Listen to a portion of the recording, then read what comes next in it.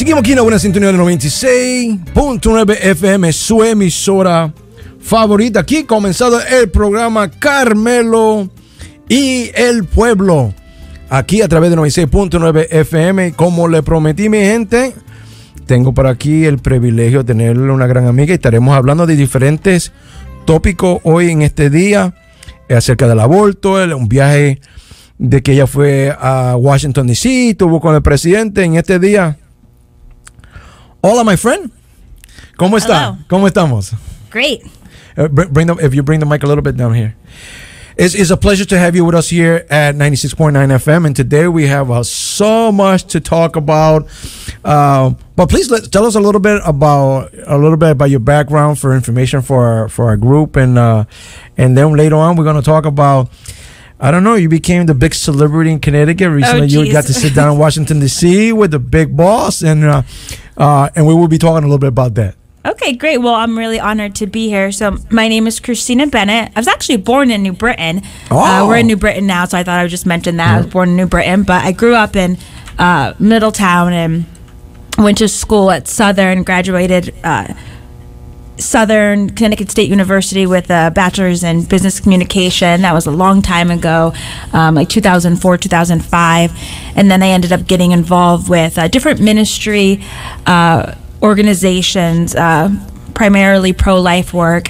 And now I work for a nonprofit organization called the Family Institute of Connecticut. And so we are right near the Capitol, and we are fighting different bills that negatively affect people and families in the state of Connecticut. Bills that attack pregnancy centers, assisted suicide, bills that try to legalize recreational marijuana, amongst other things. And so I've been doing that for about 2 years, working for the Family Institute. And then for 4 years before that, I was working for the ABC Women's Center, which is a pregnancy resource center in Connecticut. And so I have done a lot of different things in regards to pro-life work, and now more with politics and just raising my voice to stand against some of this legislation that would hurt our communities. Como dijo ella ha trabajado mucho para la institución de la familia, una institución muy conocida aquí en el estado de Connecticut.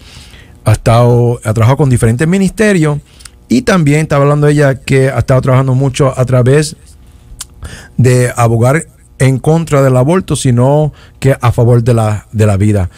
Well, I noticed that where's that passion came from? We have seen you advocate a lot against abortion and against those institutions that they want to shut down the clinics to try to avoid that. Where did that passion develop from? ¿De dónde se desarrolló esa pasión de trabajar en contra del aborto y también ayudar a estas clínicas que traen la alternativa para que la persona no tenga el aborto? When I was in college, my mother shared a story with me that changed my whole life. She told me that she had scheduled to abort me at Mount Sinai Hospital in Hartford, Connecticut, 1981. And she was in the robe. She had paid the money. And an African-American woman, a janitor, elderly woman, saw her crying, walked up to her and said, "Do you want to have this baby?" My mom said yes. And this woman said, "God is going to give you the strength to have this baby." And my mom walked into the doctor's office.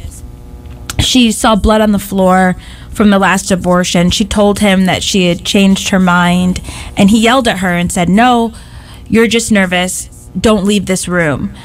Later, she told me she felt like that was about money and him not wanting to lose business with her and the other clients. But she ran out of the hospital, and she saved my life.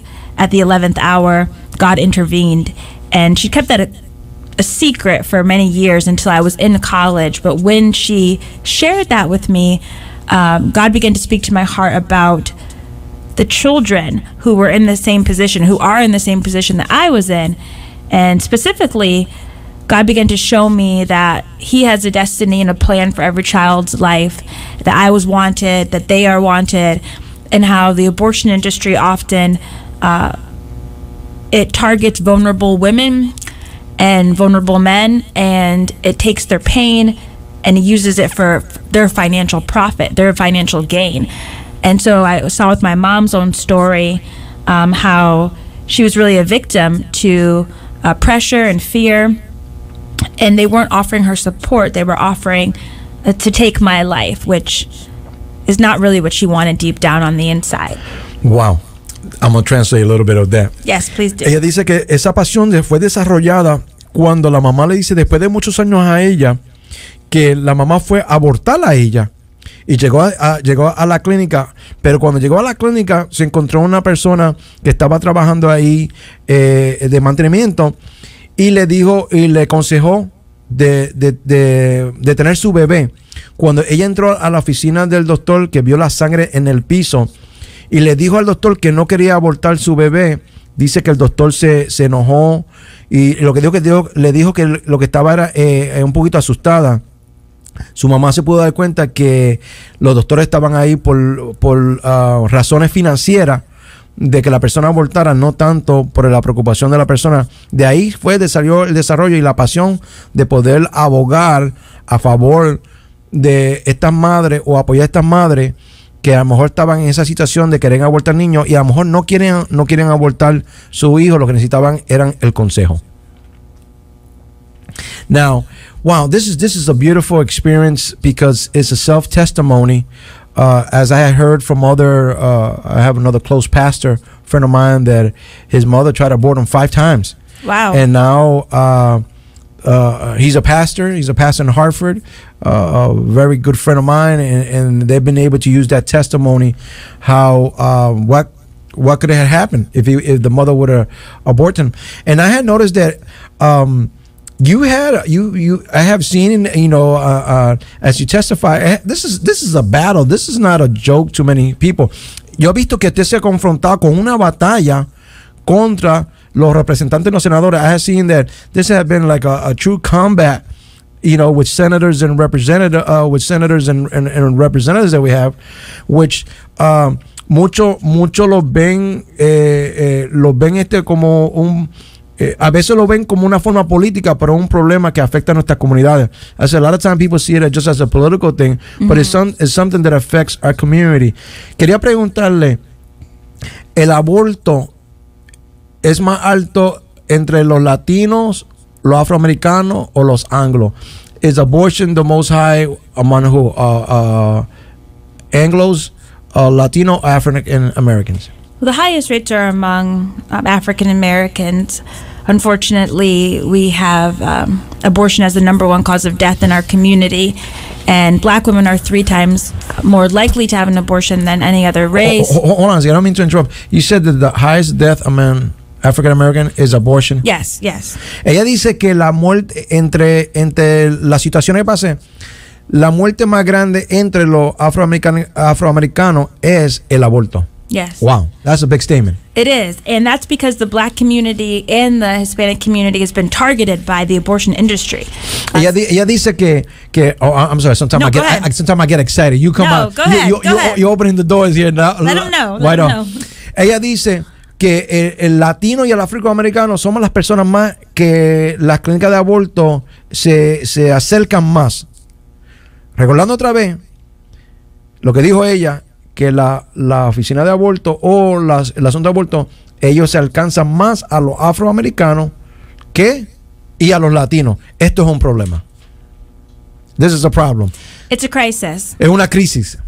It's a crisis. It's genocide. 78% of the abortion clinics are in lower income minority neighborhoods, communities of color. That's where they put most of the abortion clinics. 78% de las clínicas están en la área urbana donde están los afroamericanos y latinos. And they say it's because they're helping people, but the reality is they're hurting people. And the history of the abortion industry, it shows that they had a lot of people who believed in a social science called eugenics, population control, that certain people shouldn't grow and prosper. Margaret Sanger, who founded Planned Parenthood, she believed that. She had something called the Negro Project, where she would hire black ministers to push her agenda in their communities. And so we've been lied to. I grew up not knowing this. We've been lied to and made it seem like abortion is the best option for us. And the reality is we need healthcare, we need housing, we need families, fathers and mothers to be present in their children's lives. We need material support. Women who are pregnant, that's what they need. Most women have abortions because of financial reasons. Wow, usted dijo unas palabras fuertes, and I'm going to translate a little bit. Ella dice que lo primordial que necesitan nuestras comunidades es plan de salud, vivienda, también tener materiales de apoyo, y también que el problema principal es la parte financiera. Eso quiere decir de que estas clínicas llegan a estos lugares y toman ventaja de lo que está pasando. So these agencies come into the urban areas and they take advantage of the financial situation or the lifestyle there many of our people have in the inner city. Yes, absolutely, they do, and they profit from their pain. Because let's just take my mom for example. What did she need? She needed support. Unfortunately, she had went to her church first when she was pregnant, and her mentor told her not to come back because she was pregnant outside of marriage. Ella dice que su mamá, cuando estaba embarazada, la primera persona donde ella fue a buscar asesoramiento o mentoral fue a la iglesia, y la iglesia la sacó porque había quedado embarazada fuera del matrimonio. Esto es horrible. That's horrible. Yeah, so that pushed her even more to get an abortion. That's why we as the church have to support women. We don't have to condone any actions that are not godly actions, but when a woman becomes pregnant, she's pregnant. There are two lives there, and women need and men need support. They need to know that they're not alone. That's why the pregnancy centers are so important, because those are places that women can go to for free and get diapers, clothes, resources. But okay, one second here. Wow, this is exciting. Now you get me pumped up here. Ella dice que uno de el problema de que a veces pasa en la iglesia es que no tenemos que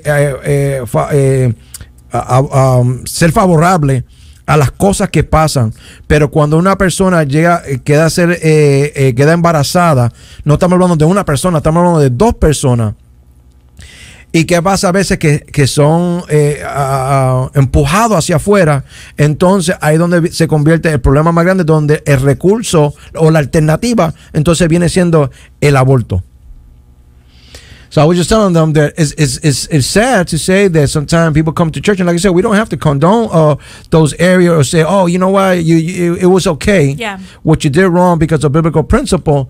But there's a situation, and at the time of the situation, the church should say, you know what, we disagree with the action, but we're going to embrace you and help you on your journey on the next step. And thank God for the clinics that they are there.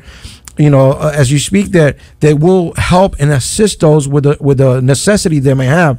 Sadly, we have that especially among the young ladies. And I gotta say that Latinos, as a Latino, as a Puerto Rican, and I heard it from my family, and sometime I probably had said it when I probably had my kids. Oh, si llega, muchas veces el puertorriqueño dice, oh, si mi hija llega embarazada, la voy a botar de la casa. A lot of times say, hey, if you come, pregnant, I'm going to throw you out. Entonces, muchas de estas muchachas entonces se ven desesperadas. The young lady say, what I'm going to do next?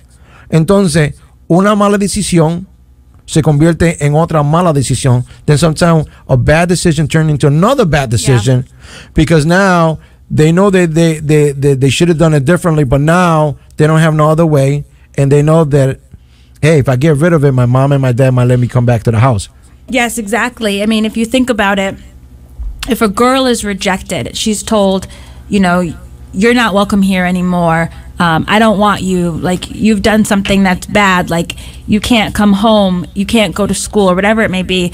Then she turns that frustration and anger onto her child. And then she says to her child, you can't stay here anymore. You can't stay in my womb anymore.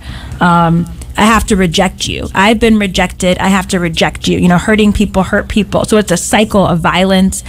And that is, if you're a parent and that's your daughter, it's very hard to, deal with when your children do things that are different than what you think they may do. But that's still your grandchild inside of that person. And so that's a part of who you are. It's a part of your legacy. And, you can have high standards. I had high standards growing up. I waited till marriage to to have sex. I was taught that, and I followed that standard. But at the same time, everyone's different, and so people sin, people fail in different ways, but we have to have loving compassion for those that are in need, because if we don't do it, they're going to go to the abortion clinics, because the abortion clinics are going to say, we will support you, we care about you, just give us $600, we're here for you.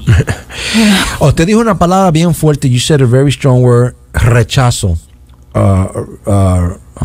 Now, if I reject, I'm trying to go back and forth Spanish and English here. Reject is a very strong word. Y usted dijo que cuando una muchacha se siente rechazada y después tiene un hijo, también va a rechazar a ese niño. You know, what you said was that if a young lady or a lady feels rejected and then they have the baby, they're gonna continue that cycle to the next. And then sadly, we have sometimes generation of people that have been rejected by one and they have continued bringing to the next one, and that has continued with the rejection / abortion, abortion / rejection. They continue going on, and then we try to figure out why some people, or why we have families that they're the way they are. A veces queremos saber por qué están ciertas familias como están, y es porque el rechazo y el aborto ha sido parte de su generación. Que Dios nos guarde y nos cuide. May the Lord help us with this, because this is we're in the middle of a crisis. Mm-hmm. Y algo que usted dijo también, something you said, that por mucho tiempo se usó el aborto para minimizar o eliminar la cantidad de gente que llega o que tenemos. Sadly, sometimes the abortion has been used, like you said, to sometimes to shrink the population or to limit, some of our cultures to a number, or sometimes because they feel that we're not important enough. Exactly. And society says, oh, those kids, they're going to grow up in poverty, or those kids, they're going to grow up in foster care, or they're going to grow up on the street, or they're going to get in a gang. And so people start to think, oh, well, maybe it's not so bad if those kids aren't there. You think about celebrities like in England, Prince Kate, Prince William, or celebrities in America like Beyonce.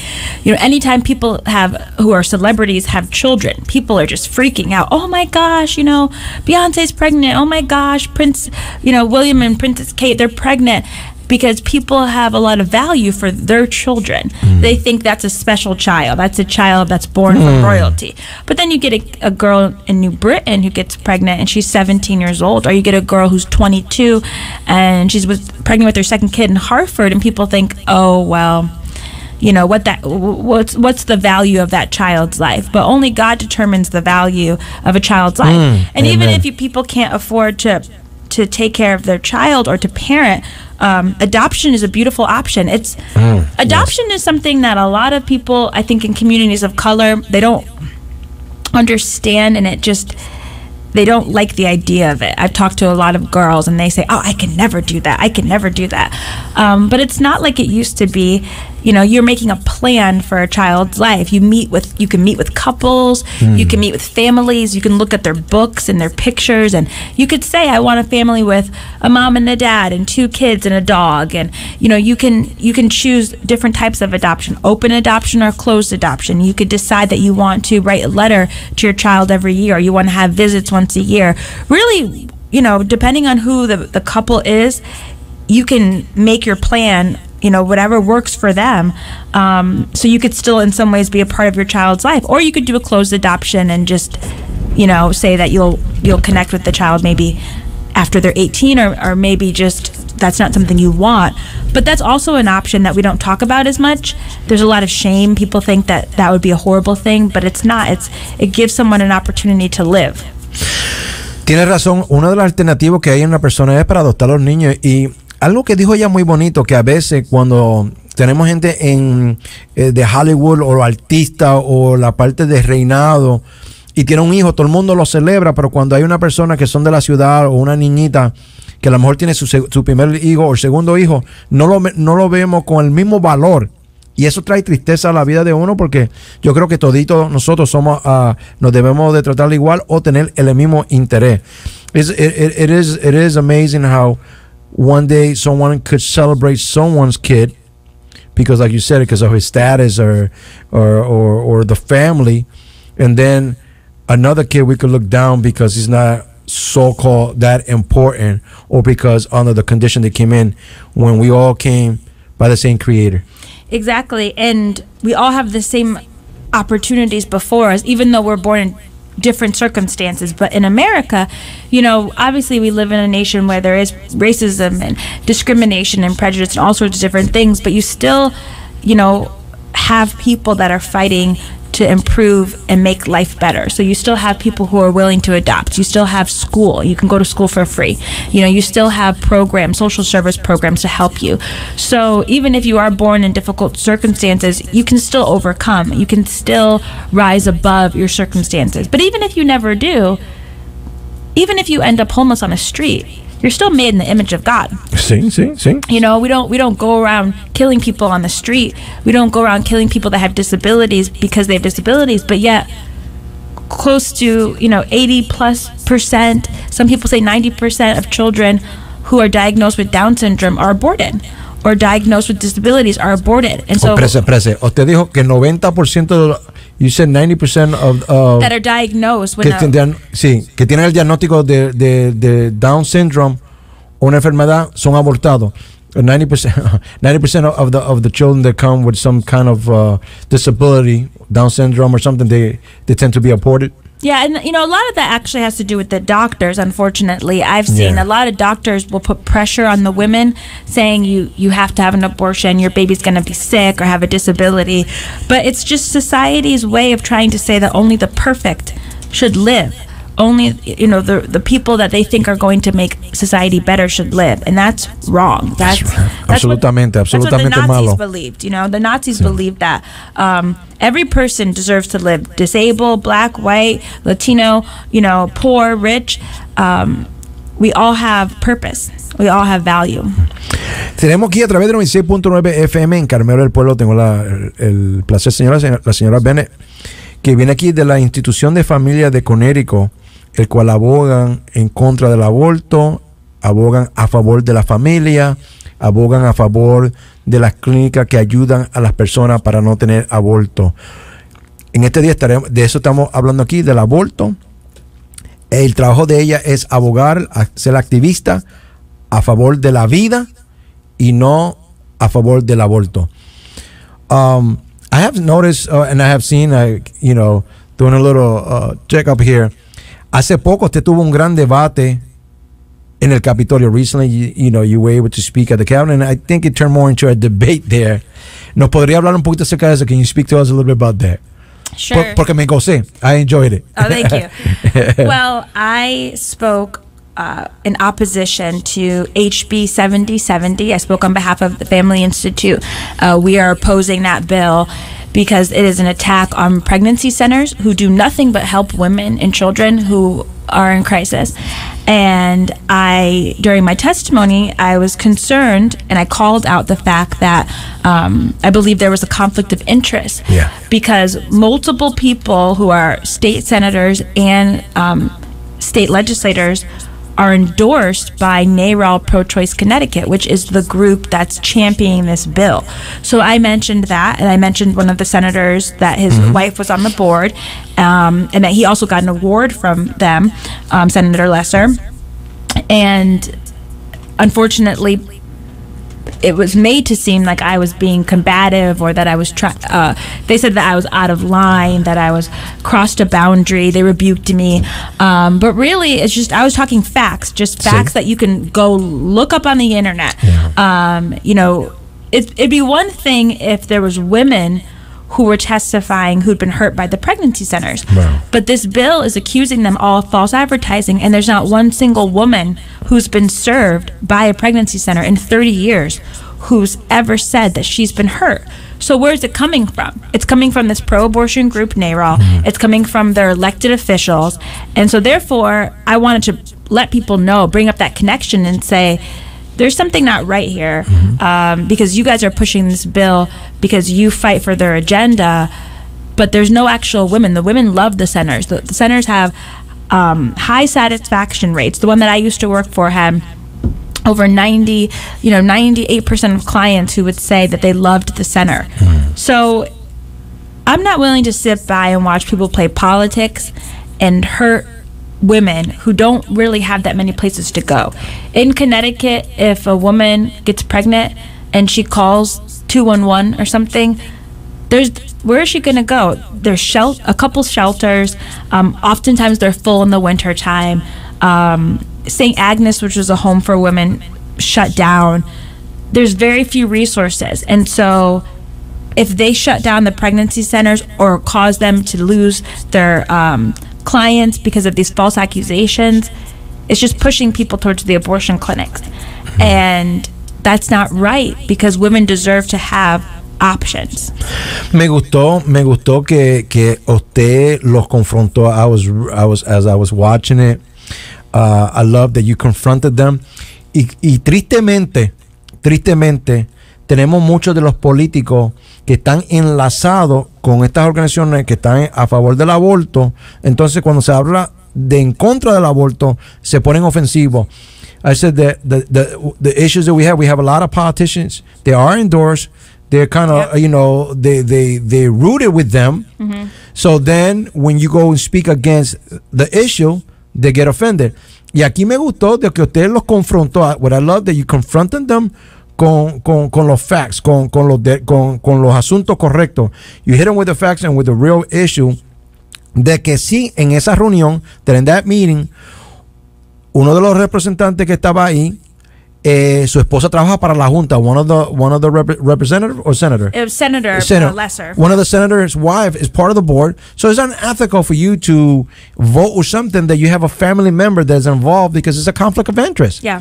Era un conflicto de interés de que tú vayas a abogar por algo donde tu esposa está de parte de la Junta.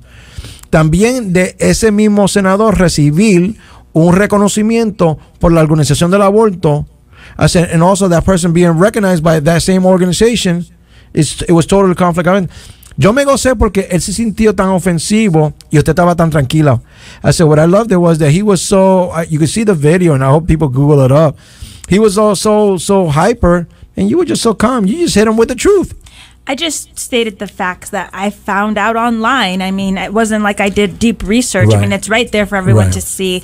And I just put it together because I'm tired of these attacks. This has been over 2 years. The pregnancy center leaders have had to leave their jobs, have had to take hours away from work and go to the Capitol and fight these things for years. And there's no case, there's no proof, there's nothing. Y que son horas largas. How many hours were you there? ¿Cuántas horas usted estuvo ahí? That day we were there for 16 hours. 16 horas para poder que le permitan hablar. So you spend 16 hours to be allowed as sooner or later, whatever time they slot you in to speak. At the end. And that's the same exact thing that happened last year. So this is the second go around. Last year we went to the Public Health Committee. We were there for 16 hours. Now thankfully the bill died last year, but what's happened this year is they have more of their friends. They have people who are believe what the pro-abortion organizations say, and so those people are put in specific positions,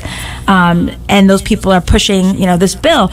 And they put them earlier, so hopefully people get tired and go home. Yeah, exactly. They put us at the end, and so we were tired, but we just kept on fighting because it's not right. I mean, it's not right. Whether you're pro-life or pro-choice, you should be able to want more options for women, and these centers are helping women. And so we fought last year. We're fighting this year, and we're going to keep fighting because it's not right what's happening in Connecticut. I travel all across the country. I speak at pregnancy center banquets. Do you know that in some states, the mayors, the governors, they love the pregnancy centers. They treat them so kindly. They say, thank you so much for what you're doing, because you don't get taxpayer dollars. You're giving out thousands and thousands of dollars of diapers, baby clothes, baby food, maternity clothes, and you're not taking taxpayer dollars. Connecticut is in financial debt crisis right now. So, and not to mention the fact that we give a lot of money to the abortion industry. We give thousands and thousands of dollars to Planned Parenthood. No money to the pregnancy centers. The pregnancy centers are doing this for free. We should be applauding them. We shouldn't be attacking them. They should be getting awards. But instead, they're being treated like garbage because of politics. Sí, tristemente tristemente la política está tan envuelta. Vi también que había como una guerra. I noticed there was like a little war there with Attorney General Tom. Yeah, he's also NARAL endorsed by that pro-abortion group. También nuestro abogado general del Estado, el que representa al Estado, el que nos representa a nosotros, también está involucrado con esta cosa de aborto. A mí, I didn't have a chance, pero me hubiera gustado entrar al website de la secretaria para ver cuánto dinero le han dado a ellos. I said, I didn't have the time, but I wish I would have got, I had to go into the secretary's office website and find out exactly the amount, because I could, de la forma que están peleando estos representantes y senadores, deben estar recibiendo mucho dinero para endosarlo. I said, the way that they're fighting against the community of faith and the way they're fighting you guys, they must be receiving big money. Yeah, I mean, I don't know if they are or not, but I definitely know that's public information. That's easy. That's I'll easy to have to look find. it up and see. Yeah, because I know that there's definitely some ties there that are not good. Right. And unfortunately, the Attorney General, he got up there and talked about the pregnancy centers, but I don't think he's visited one pregnancy center in Connecticut. I don't know any pregnancy center leader that he's actually gone to talk to. And so, these are one-sided things that are happening. It's not fair, because if you're an elected official, you need to represent everyone, even the people that you might not agree with. Right. I know that I pulled up here on the Connecticut Post February 26th, and I believe I got it from your site, where he stated there was to be a swift legal action to preserve the federal funding for Planned Parenthood. So he's, for one thing, they fight against those who are serving the community based on donations and support, and then they want to go against those people who are doing it because of the passion they feel in the community, but then those who are taking the money, the federal government wants to, or the state wants to support them. Yeah, let's give them more money. Yeah, exactly. It's really crazy. So President Trump is cutting some funding from Planned Parenthood. Now, Planned Parenthood gets a lot of money. We're talking about $500 million a year. 500? From the federal government. They get $500 million a year. So, ella está hablando de las oficinas o las organizaciones que apoyan el aborto. Reciben 500 millones al año esta organización de Planned Parenthood para esta organización. ¿De dónde viene ese dinero? Where that money coming from? The 500 million. Taxpayers. Ese dinero viene de nuestros impuestos, el cual se está pagando para esta cosa. Y ahora que te habló acerca del presidente, now that you spoke about the president, this is exciting. Queríamos saber, and a lot of people wanted to know, ¿cuál es el procedimiento? ¿Cuál fue ese procedimiento de usted llegar a la Casa Blanca? What was the procedure? How did all this unravel in order to be now only in the White House? Well, I guess the White House is not that problem, but sitting down with the president. Yes, so I just got a phone call. It was 2 days after the public hearing in Connecticut that we just talked about. So Monday, I was in the Capitol for 16 hours. People weren't treating us that well. Then 2 days later, I get a phone call from the White House, and someone said, the president would like you to come in and meet with you. Now, I don't know how that happened exactly. I think just the things that we do when we speak. You didn't out, hang up on him. Somebody call me. Somebody usually, because I have a lot of friends that like to crank call me like that.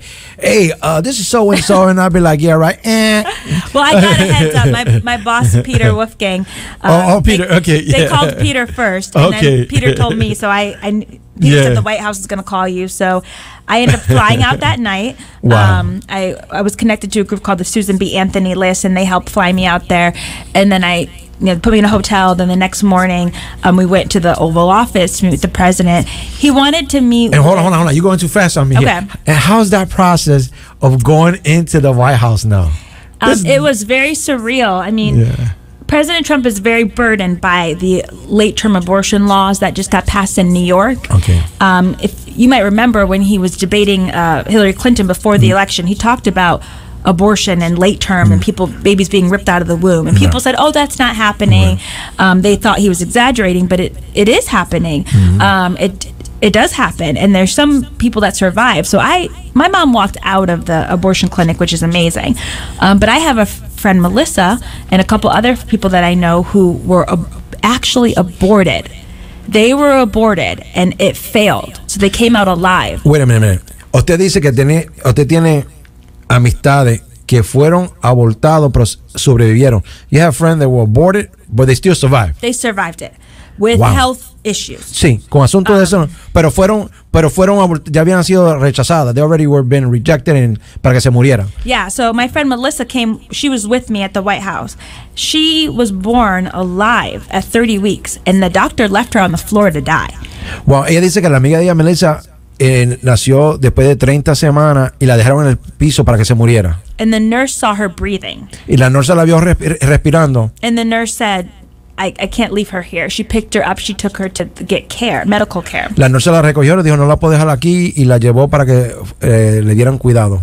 So just recently, people may know that there was something called the Born Alive Protection Act, and our senators in Connecticut voted against this. Yeah, I saw that Senator Murphy and Blumenthal voted against this. So they voted against doctors having to give children medical care after they've been born alive after an abortion. So President Trump wanted to meet with us, people who had either survived an abortion or they were scheduled to be aborted. So there was about maybe 10 of us or so with different stories. And we went into his Oval Office. We met with him. He did a press conference, a phone call with other pro-life leaders across the country. He promised to fight for us on this issue. And it was wonderful. There's a lot of people in the White House that we met who are praying, who are pro-life, who are very bothered by what's happening with the abortion laws all across the country, where they're pushing them, late term 9-month abortions, and they want to fight against it. And so they treated us so well, nicer than we are sometimes treated here by our elected officials in Connecticut. Sí. ¿Cómo se sintió ser una persona que una vez iba a ser abortada y ahora está sentado con el hombre más famoso en el mundo? How did it feel from one day almost being aborted to now being in front of the most I won't say respected because sadly the country, but the most powerful man in the world? It felt very strange. It just shows you that if you follow the plans that God has for you, he can open up any door. So whether it's the president's office or whether it's a shack on the road talking to somebody, I always just try to go wherever God wants me to go, because I'm not here for my own purpose. I'm here because God has me to do his will. So that day it was his will in the Oval Office, in the White House. It was very nice. It was my mom was very proud of me. My mom was amazed. I think about her. One day she walks out. If she hadn't walked out of the hospital, if she hadn't walked out of her abortion appointment, I couldn't have walked into the White House. Yeah. So she's looking at, that's my baby girl. Yeah. There. she was very proud of me. And it just goes to show everyone, like we talked about before, only God knows the plans that he has. God's plans was never that I would be thrown away in a garbage, His plans were that I would live and follow the destiny that he had for me. And that's his plan for every person. So I hope I can go back. I hope that... ¿Qué conversaciones tuvieron con el presidente? What conversations you guys had with the president there? Well, we just... I mean, anything that could be said here. Yeah, well, mostly it was him just talking about the abortion bill and being bothered by it, and him, wanting to let the nation know that he stands for life. And did you feel that it was something that was compassionate, or was something that was just because of political?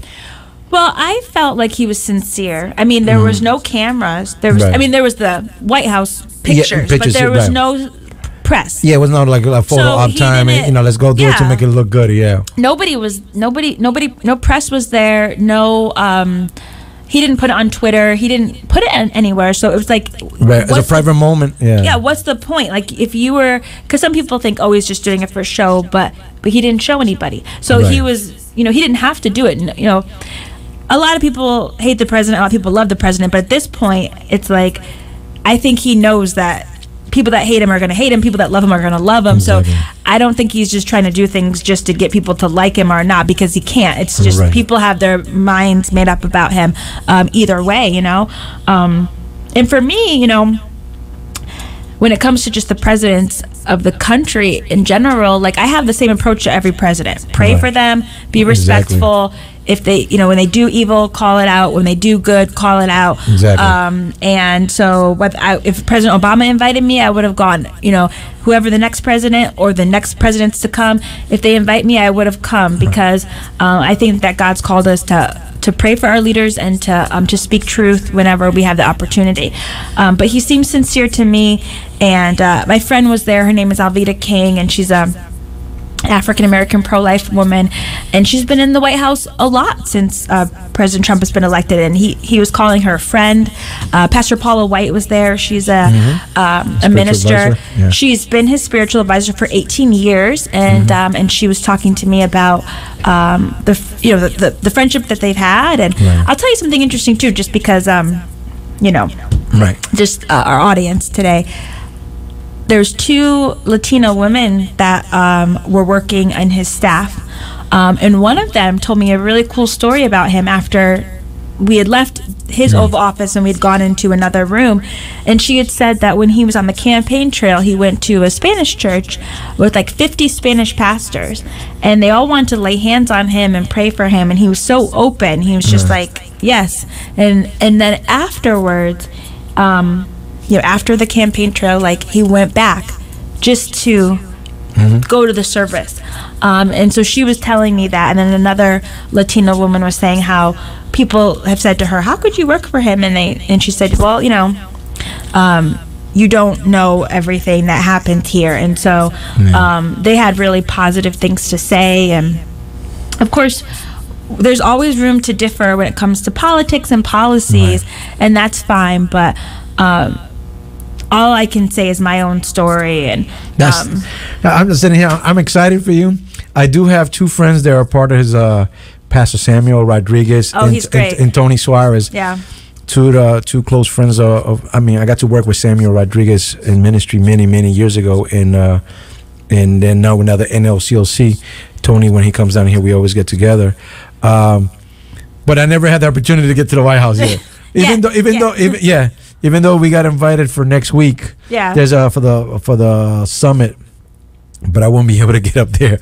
But as I go back to, how many people or how many mother had cut the destiny of that child by leaving them on the floor or leaving them in a place. And it's sad to say that as we were looking here, that Connecticut has going back to the law that you said about born alive infants deserve the protection. Yeah. That law that que le permita, hay una ley que le permite. Hubo una ley que se estaba tratando de pasar para que el niño después que salga, que sea abortado, darle la vida, y tuvimos el senador, el señor Blumenthal y el señor Murphy votaron en contra de que estos babies se le dé la vida. Sadly we have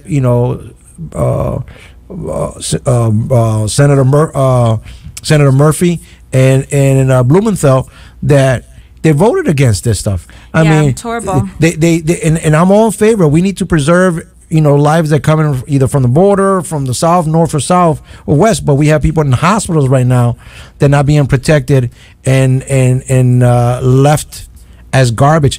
And what impact means, you're saying that you personally got 2 friends that were left there like it was garbage. Yeah, absolutely. And there's more people. There's a website called the Abortion Survivors Network, and you can go on there and look at people's stories. Senator Murphy, he not only voted, against this bill protecting unborn babies, but then he said something horrible about it on Facebook. He said, "I'm glad the bill died." He said it was a political stunt. And that was really unfair, because it's not a political stunt. It's trying to bring consequences to these doctors, where if they leave a baby there to die, that they would have to face the consequences of that. There's a whole movie that came out not too long ago about Kermit Gosnell, who was an abortion doctor in Philadelphia, who he was leaving babies to die, and he's in jail right now. Right. And we think that he's the only person that would do something like that? No, of course not. There's other doctors, like my friend Melissa, whose doctor just walked out of the room and left her there. And so we can't put our head in the sand. We have to recognize that these things are happening. And unfortunately, Senator Blumenthal has been very supportive of abortion, and he's said really, awful things against the pregnancy centers and the pro-life movement. We don't have as many friends here at the Capitol as we should. No, tristemente, you're right. 100%. I'm 100% with you. Because I'm just thinking now how we have put certain laws, which I'm in favor of protecting animals. Yeah. The dogs and the cats and the mistreatment. And I'm all 100% for that. Yeah.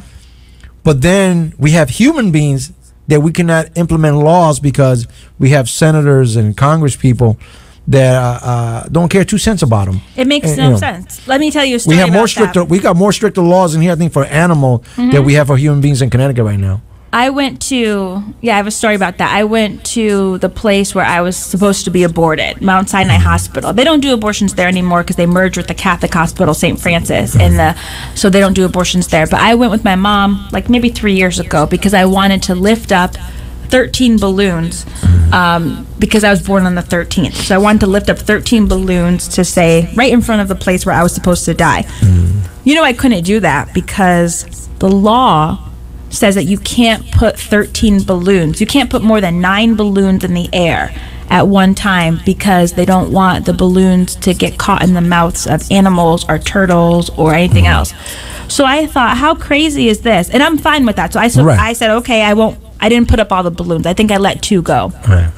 But I thought, so I can't put balloons in the air because Connecticut has made a law to protect birds and turtles, but I can go down the street and abort a baby 24 weeks. Yeah, bosh the baby, just weeks. take it out in pieces, no problem. Yeah, and it's no problem. That doesn't make any sense. Like even now, Connecticut's trying to ban plastic bags, and we're trying to do all these things. And it reminds me of the scripture in the Bible where the Lord talks about how they they strain out a gnat and swallow a camel. So it's like they are focusing on these things which are important, of course. The environment's important, but yet human life is supposed to be the most important thing, and we just disregard human life, and that's messed up priorities.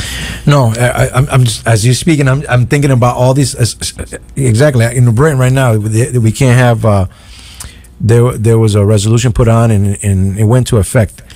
The plastic bags, but sadly, because we don't want to contaminate the earth, and I'm 100%. But it's okay just to have a human being just be ripped out in pieces. Yeah. But if you do that, right, and like I said, I'm in favor of animals, and I never would support cruelty against animal. If somebody catch somebody in the street, and I hope they will report it, catching, ripping a dog or cat or puppy apart, I hope they report it and that person get arrested and go to jail. But sadly, they could do that to a human being, and that's okay. Oh gosh, if there was a building in New Britain or Hartford or anywhere else where puppies were being killed, people would lose their mind. People would riot. People would go all around that building and shut that place down.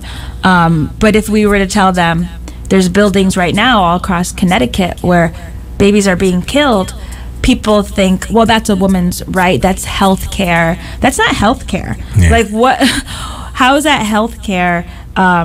To take the life of an innocent child, that they say it's her body, but I have a separate body than my mother has. Now, of course, a child grows inside of the mother's uterus. The child grows inside of the mother's womb, but the child has a separate heartbeat. No woman has 2 heartbeats, The child, it may be that it's a woman and she's having a little boy, so maybe there's a separate gender, there's separate body parts, and so biology and science, even if you're not Christian, you don't have to be Christian, you don't have to be a person of faith to recognize that science shows you that that's an individual human life that's growing and deserves to be protected.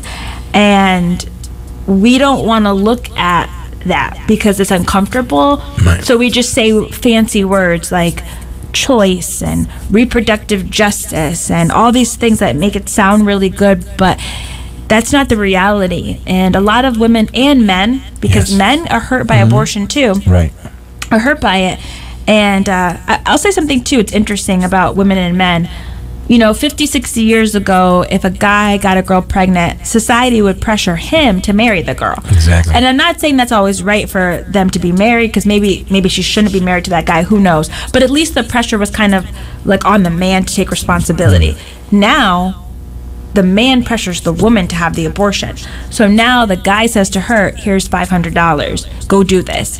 And then you see in some cases where the girl says no, where they're being killed. Like there was a story in New York about a girl being killed by her boyfriend. I saw that, There was a story about a cheerleader who got killed by her football player because he said she waited too long to get the abortion, so I had to take matters into my own hands. So what is that? It's violence. So if society says, yeah, it's okay for doctors to do it, it's okay for doctors to kill, then other people think, well, it's okay for me to do it too, so I can, it's okay for this guy to kill his girlfriend because he doesn't want the baby. And so you see a lot of abortion connected to abuse and even things like sex trafficking, because how do you think they keep those girls in business, when they're being trafficked? Right. They force them to have abortions. And so it's really an act of violence and dehumanization against people. And as the church, or people that are not in the church, in the community, we have to stand up and say, this is not okay. And we have to be willing to support women and families. And we have to talk to men, It's a lie that this is just a woman's issue, that men shouldn't have anything to say about it. No. God's created men to be defenders, protectors, noble people that are supposed to impact society, not people that are just giving out money for this girl and this girl and this girl to have an abortion. We have to have these conversations in our community about, what do you do if your girlfriend gets pregnant? Are you going to pressure her, or are you going to tell your parents or tell somebody and give her support? If we don't talk about it, they're just going to, young people especially, because I didn't mention this before, but Connecticut doesn't require your parents to know if you're having an abortion. Yeah, de eso yo hablaba anteriormente, before I had spoken about that, and quiero repetirlo, I want to repeat it. Los padres no tienen que saber, la ley aquí protege a las niñas si quiere tener el aborto sin que los padres sepan. But sadly, if that young lady needs a pill at school because of whatever, I know that my kids needed the permission to use the asthma pump at the school, but in Britain High School, if they want to pick up a condom, they don't need permission from the parent. And if something will happen, the parents find out after the fact. Afterwards. And imagine, so let's talk about the law in Connecticut. If you're under 18 years old, you want to go get your earrings, your ears pierced, you want to put earrings in, you have to tell your parents, you have to get their notification. If you want to, or you get their consent. If you want to go tanning, and you're a person that's light skinned and you want to make your skin darker, you got to get your parents' permission. If you want to get a tattoo, you have to have their permission. With abortion, you don't have to tell them at all. So what happens to a girl who goes to an abortion clinic at 16 years old and they leave body parts inside, or they perforate her uterus, or she has a blood clot, or she feels faint, or anything? It doesn't have to be anything extreme, or she just feels depressed. I was talking to a girl last week who told me she had an abortion and she felt like she wanted to commit suicide afterwards. So what happens to this girl who does that, but her parents never know? So then she's maybe dealing with health consequences, or maybe she doesn't even, she goes to get the abortion, but she's supposed to tell the doctor her medical history, but she's a minor and she doesn't think to tell the doctor her medical history, and then something happens. You're never going to see it in the news. You don't know Cree Irwin, Lakeisha Wilson, Jennifer Morbelli. These are women that have died from abortions, but you never hear their stories in the news. They don't talk about it because they cover up their stories. And sometimes Planned Parenthood pays out the family's money, and then they just go about their business. They have the politicians in their pockets, so they're not going to bring it out either. Yeah, you're not going to hear it on the news. And so people only say, oh, it's just a safe procedure. But no procedure is safe where one person comes out dead, first of all. But then secondly, there are complications and risks. And so it's it's important for Connecticut to pass parental notification laws. There are some conservative people, some Republicans that are trying to pass parental notification laws requiring for parents to at least know. Whether or not they give the permission, that's a different thing, but at least know. But that's not been able to pass in Connecticut because people fight against it. They make it seem like that's an evil law when that's a really common sense. Most states in the whole country have it. I didn't know about that, but I tell you this, I will let my representative know here. And since we're here, I also want to say, I want to thank Dr. Pettit, because I know Dr. Pettit been on our side on this. El Dr. Pettit, representante de la ciudad de New Britain, ha estado en nuestro lado hablando acerca de esto. But it is something that now, when the representative come here or the senator, I'm going to bring them about that. That's another issue. Because estos son los asuntos que afectan la comunidad cristiana y nuestra comunidad. These are the issues that affect our community, our Latino community. And as the Christian community wants to know, these are stuff that, like I said, I didn't know about this. Yeah. I knew that in school, when my kids they're all grown now, and I got grandkids, that, you can get an aspirin, this, it was all this, signing that. But then when we were being called the community of faith about all the programs they wanted, I'm like, they don't need permit. Pero ¿cómo va a ser esto? How can this be that if she needs an aspirin or he needs an aspirin pump or she needs that, I need to sign documentation, but there are other things behind the scene, grown folks things, and now they don't need the permission. ¿Cómo puede ser esto? How can this be?